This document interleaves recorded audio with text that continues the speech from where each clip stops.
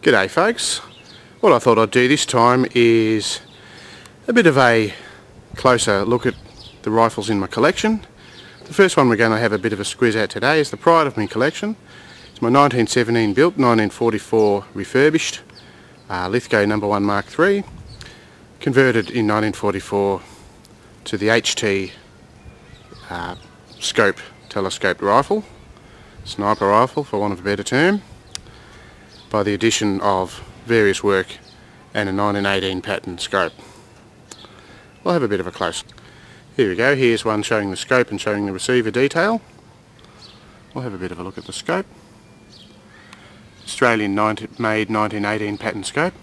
Apparently the reason why these were used during the Second World War is it's the only scope for which plans and information was available here in Australia, and so they were made out here, even though they were obsolete overseas.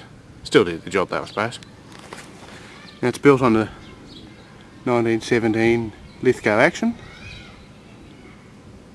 The screw in the wood there is a post-war target rifle edition, but I'm using the original wood, so I'm hanging on to that. You can see, it's a bit hard to see, but you can see around the base of the charger bridge there, and you can see the green preservative paint which was added to help for corrosion treatment. And there's the Vegemite jar. Bit of a long running story, but those of you who know the story from the Gunboards forum will know what I'm talking about.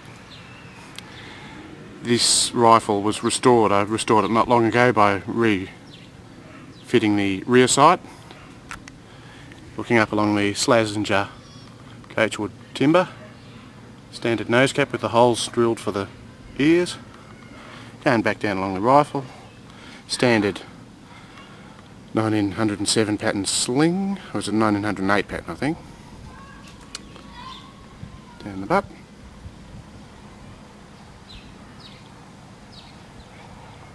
This one doesn't have any of the stamps on the butt, which leads me to think that the butt may have been replaced. The original timber was used, I can tell by the plug underneath and a few other bits and pieces, but it may have had a new butt put on in the 60s, either for the shooter's comfort or to have it less military looking. Now we're looking down the other side of the rifle. You can see the scope mounts there, and I'll give you a bit of a demonstration of those in a couple of minutes. The scope from the other side. The leather caps, end caps there are original, came with the rifle. I'll just remove those. Bit hard to do one-handed and holding a camera. There we go. So that's a leather made and original, as is the case that the scope came in. I'm not sure what it's made of, but it's a impregnated canvas, not possibly Bakelite, not exactly sure. Here's old mate Vegemite again. So have a bit of a look at the scope there. Dial on the top, the lettering detail. It's a sight telescopic, sorry. Pattern 1918 Australian, and the 1944 Department of Defence. The serial number is hand applied there. So there you can see some of the proof marks, and you can see the green paint applied for preservative purposes. When I received this rifle, very kindly from a fellow who'd bought it as a young bloke in 1960 for £20, which was a lot of money then. He bought it with the scope because he wanted to do target shooting. He still does target shooting, although he can't use big bore weapons any longer because of his shoulder, so he actually kindly passed this on to me. So I consider myself the custodian of this thing, not the owner. So I've recently brought it back to military condition by putting a rear sight and sight protector on the barrel, by putting a new nose cap that features, that hasn't been drilled out, so it's military basically, and by taking the varnish off the rifle and using the linseed oil to bring it back to its military condition. So now what I'll do is remove the scope, and this is a bit difficult with one hand, so we'll see what we do. First you release this here, and it steps out like so, and then it takes a little bit of effort, so I might just have to shut her off for a sec.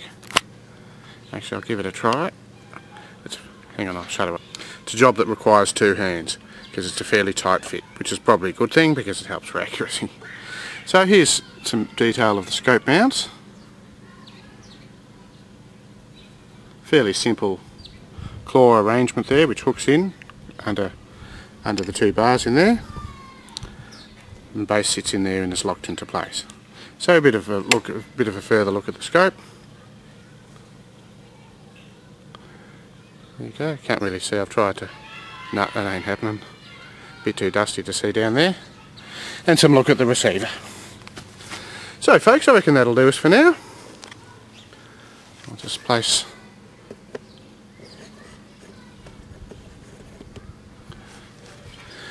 so there we have it, the Lithgow HT scoped telescopic rifle. HT is for H for heavy, for the heavy barrel, and T for telescope. So folks, hang on, and with the scope back in place we'll have one last look at the Lithgow HT